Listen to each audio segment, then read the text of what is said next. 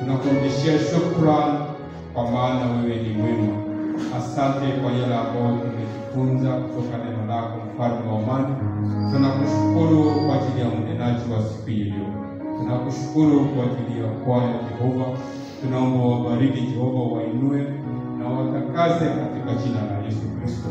Mfalme wa amani, tunasema ni asante kwa maana wewe ni kimbilio, ulikufa msalabani kwa ajili yetu kwa damu, mfalme wa amani, ili tukaweze kukombolewa. Mfalme wa amani, tunaomba kukombolewa kwako, tunaomba msamaha wa dhambi tunapokuwa tumekukosea Jehova. Tunaomba utusamehe tunapokuwa tumenena, mfalme wa amani, kutazama bila kuona. Mfalme wa amani, tunaomba tutakaze na tuoshe kwa damu ya Yesu Kristo. Tunaomba uandike majina yetu kwenye kitabu cha uzima mchana wa leo Jehova. Wewe ni mtakatifu na wewe ndio kimbilio letu Baba Jehova. Hii wiki Baba Jehova, kuanzia leo kuelekea Monday, mfalme wa amani iko mikononi mwako. Tuesday iko mikononi mwako Jehova. Wednesday, Thursday, Friday na Saturday Jehova pia tunaikabidhi mikononi mwako, mfalme wa amani.